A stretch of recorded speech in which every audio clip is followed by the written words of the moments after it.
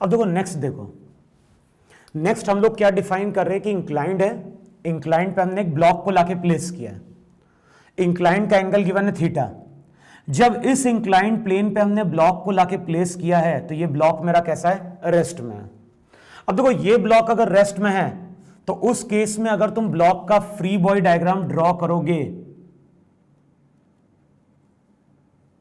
तो कौन कौन से फोर्स शो करोगे? एक तो शो करोगे एन, mg का जो कंपोनेंट होगा इस डायरेक्शन में mg cos थीटा, mg का इस डायरेक्शन में कंपोनेंट कितना, mg sin थीटा।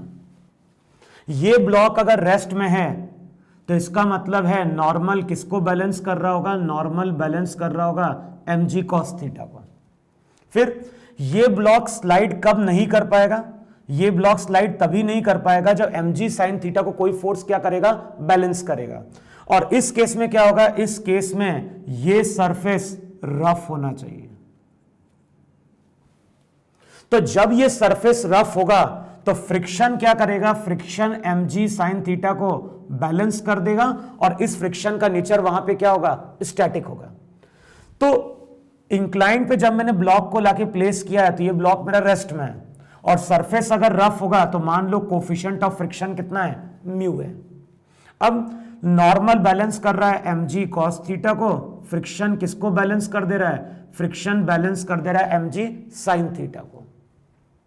अब प्रैक्टिकली ये चीज हमने कई बार नोटिस करी है कि इंक्लाइंड पे अगर ब्लॉक को लाके प्लेस कर दो तो ये ब्लॉक रेस्ट में रहता है, लेकिन अगर मैं इसी इंक्लाइंड के एंगल को अब बढ़ाना ही स्टार्ट कर दूं, अगर इसी इंक्लाइंड प्लेन के एंगल को अगर मैं इंक्रीज कराना स्टार्ट कर दूं तो प्रैक्टिकली हम लोग क्या नोटिस करते हैं, जैसे जैसे एंगल बढ़ता है ब्लॉक की स्लाइड करने की टेंडेंसी बढ़ती है और किसी पर्टिकुलर एंगल के आने पे ये ब्लॉक क्या कर जाता है, स्लाइड कर जाता है। तो अभी इस केस में हम लोग भी क्या कर रहे हैं, थीटा को इंक्रीज करा रहे हैं। तो ब्लॉक जो था, ब्लॉक इंक्लाइंड पे पहले से रेस्ट में था, अब हमने थीटा जो इंक्लिनेशन है उसके एंगल को हमने बढ़ाना स्टार्ट किया। अब बताओ थीटा अगर इंक्रीज करेगा तो साइन थीटा की वैल्यू भी क्या होगी, इंक्रीज करेगी, और साइन थीटा अगर इंक्रीज करेगा तो mg साइन थीटा फोर्स भी क्या होगा, इंक्रीज करेगा। और mg sine theta force increase कर रहा है, इसका मतलब ब्लॉक की स्लाइड करने की टेंडेंसी क्या हो रही है, बढ़ रही है। अब ब्लॉक की स्लाइड करने की टेंडेंसी बढ़ेगी तो फ्रिक्शन भी वहां पे क्या होगा, इंक्रीज करेगा। तो जब यहां पे हम थीटा को इंक्रीज कराते हैं तो mg sin थीटा बढ़ता है और mg sin थीटा बढ़ेगा तो फ्रिक्शन भी वहां पे क्या होगा, इंक्रीज करेगा। अब एक टाइम ऐसा आता है जब ये फ्रिक्शन फोर्स हमारा लिमिटिंग बन जाता है। क्लियर? इंक्लाइंड के एंगल को मैं कंटिन्यूअसली क्या हो रहा है, इंक्रीज कराते जा रहा हूं, और जैसे जैसे इंक्लाइंड का एंगल इंक्रीज करेगा mg sin थीटा बढ़ेगा, mg sin थीटा बढ़ेगा तो ब्लॉक की स्लाइड करने की टेंडेंसी बढ़ेगी, और ब्लॉक की स्लाइड करने की टेंडेंसी बढ़ रही है तो फ्रिक्शन भी यहां पे क्या हो रहा है, बढ़ रहा है। अब एक टाइम ऐसा आता है जब फ्रिक्शन फोर्स हमारा लिमिटिंग हो जाता है। जिस टाइम पे फ्रिक्शन फोर्स लिमिटिंग होता है उस एंगल को हम लोग डिनोट करते हैं किससे, फाई से। अब इक्वेशन क्या लिखोगे, अब इक्वेशन लिखोगे n mg cos फाई के बराबर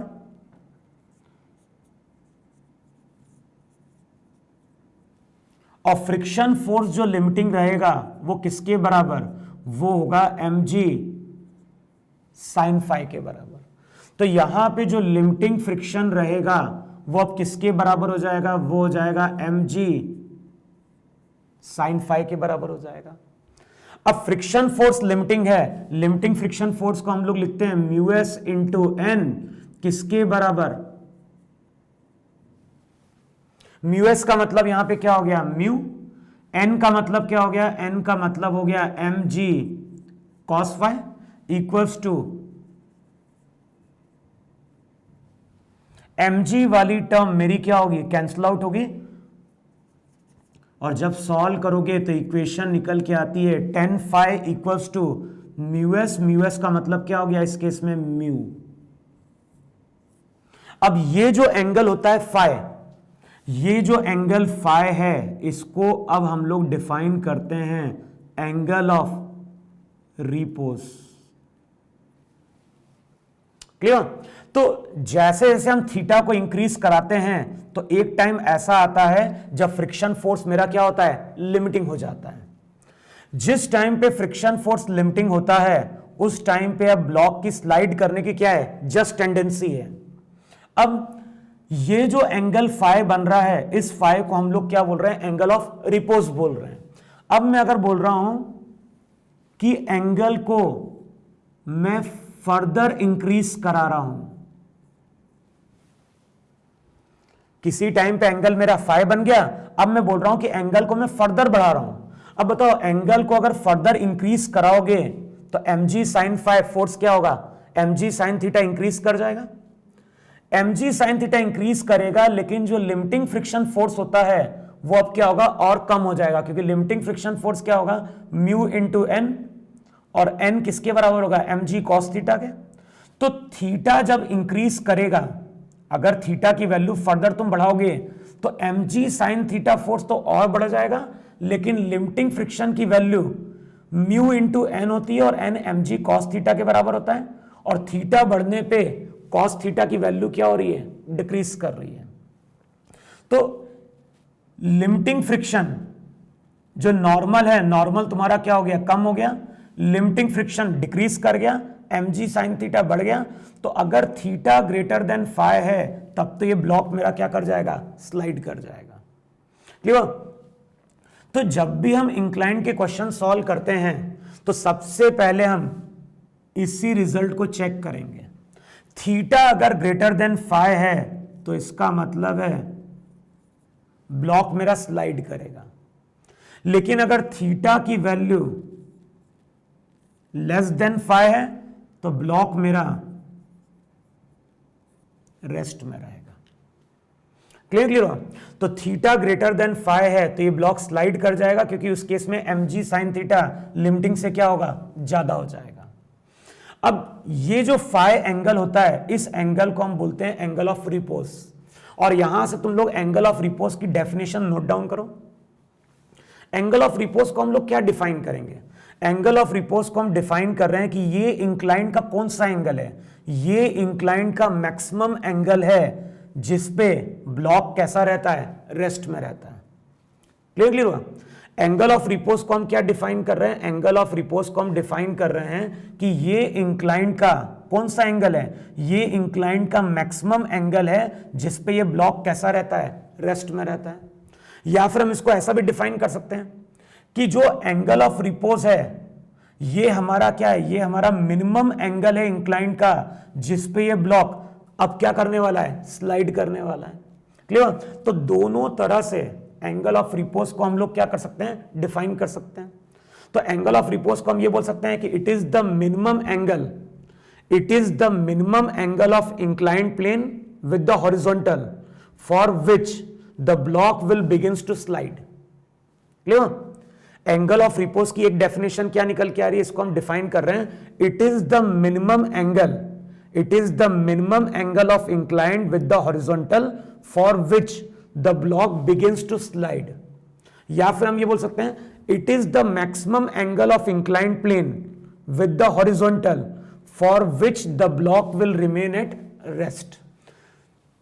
तो थीटा अगर फाई के बराबर है तो ये ब्लॉक कैसा है, रेस्ट में है, लेकिन थीटा ग्रेटर देन फाई है तो ये ब्लॉक क्या कर जाएगा, स्लाइड कर जाएगा। अब मान लो जिस इंक्लाइंड प्लेन की हम बात कर रहे हैं उसका एंगल ग्रेटर देन फाई है। अब थीटा अगर ग्रेटर देन फाई है और यहां पे अगर हम किसी ब्लॉक को लाके प्लेस करेंगे तो क्या होगा, थीटा अगर ग्रेटर देन फाई है तो ये ब्लॉक हमारा क्या होगा, स्लाइड करना स्टार्ट कर देगा। अब मैं क्या बोल रहा हूं कि थीटा ग्रेटर देन फाई है, लेकिन इस ब्लॉक को हम रेस्ट में रखने की कोशिश कर रहे हैं। वैसे तो ब्लॉक की टेंडेंसी स्लाइड करने की है, लेकिन अब इस ब्लॉक को मैं क्या करना चाहता हूं, इस ब्लॉक को मैं रेस्ट में रखना चाहता हूं। तो अब मुझे क्या करना पड़ेगा, यहां पे तो नॉर्मल n था,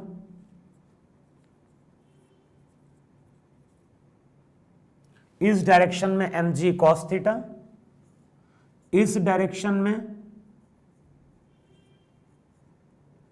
mg साइन थीटा।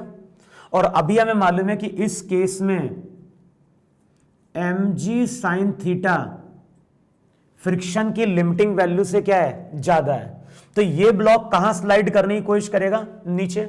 अगर इस ब्लॉक को मुझे रेस्ट में रखना है तो मुझे ऊपर की ओर क्या करना पड़ेगा, एक्सटर्नल फोर्स अप्लाई करना पड़ेगा। अब देखो, अगर मैं ऊपर की ओर फोर्स अप्लाई करता हूं तो ब्लॉक की स्लाइड करने की टेंडेंसी नीचे की ओर क्या होती है, कम हो जाती है। और स्लाइड करने की टेंडेंसी अगर कम होगी तो फ्रिक्शन जो रहेगा वो लिमिटिंग से क्या हो जाएगा, स्टैटिक हो जाएगा।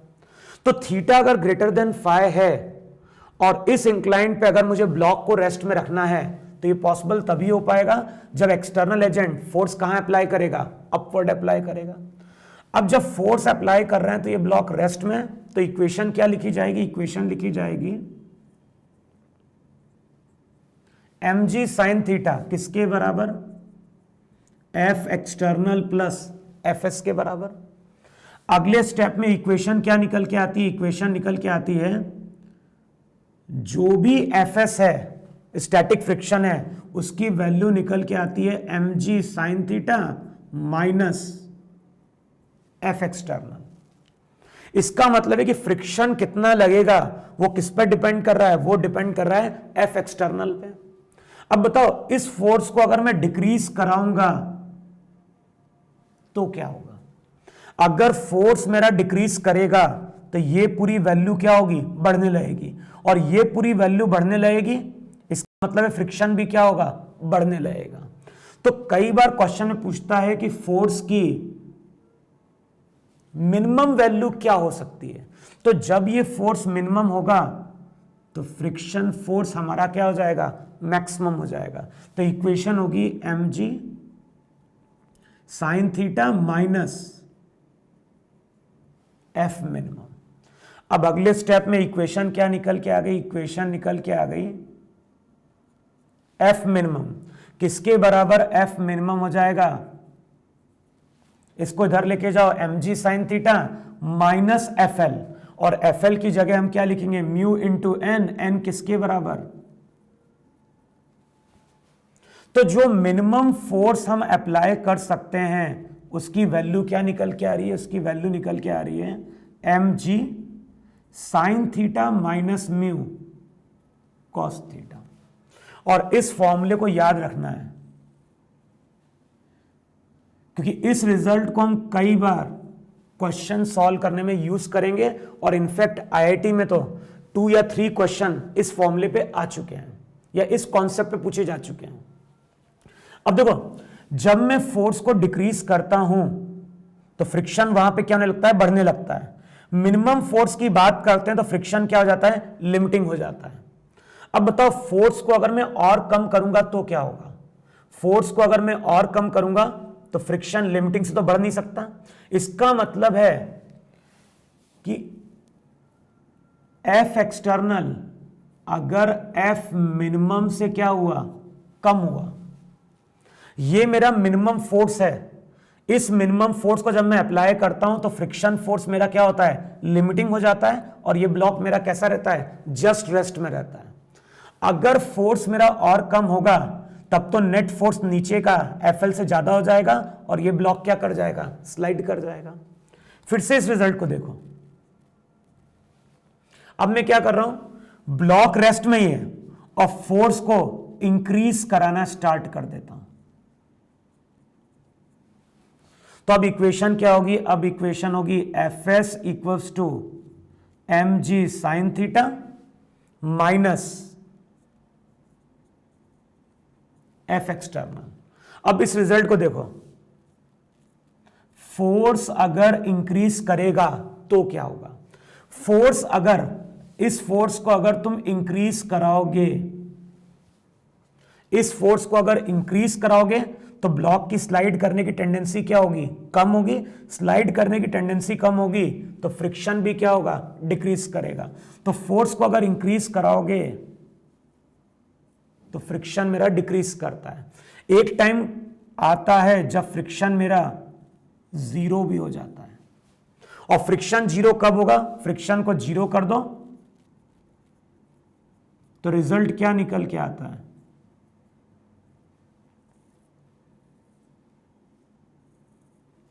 एफ एक्सटर्नल, अगर एक्सटर्नल एजेंट कितना फोर्स अप्लाई कर दे, एक्सटर्नल एजेंट अगर mg साइन थीटा के बराबर फोर्स अप्लाई करेगा तो फ्रिक्शन की हमें जरूरत ही नहीं पड़ेगी और फ्रिक्शन उस केस में क्या हो जाएगा? जीरो हो जाएगा। तो अब फिर से डायग्राम देखो जरा।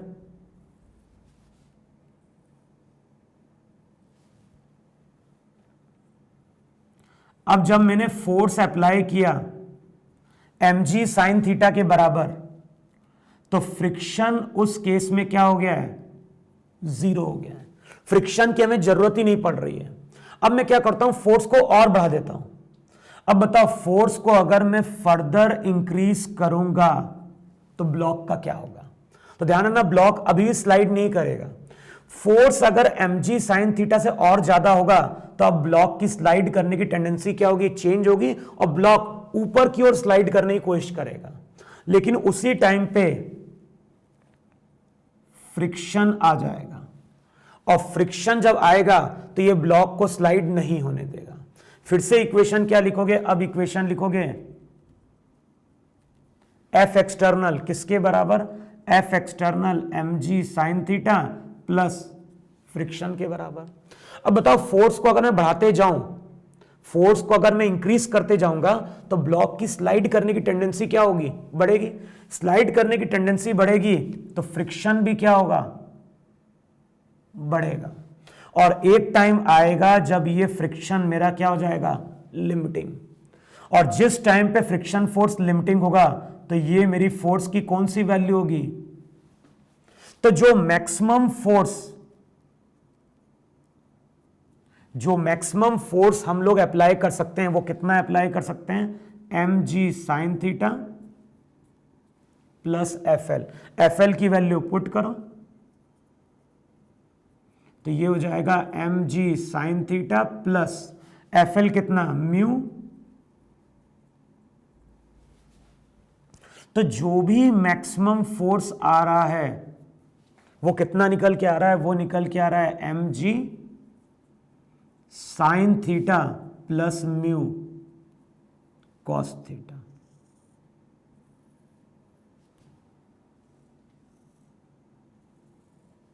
तो इस रिजल्ट को तुम लोगों को याद रखना है।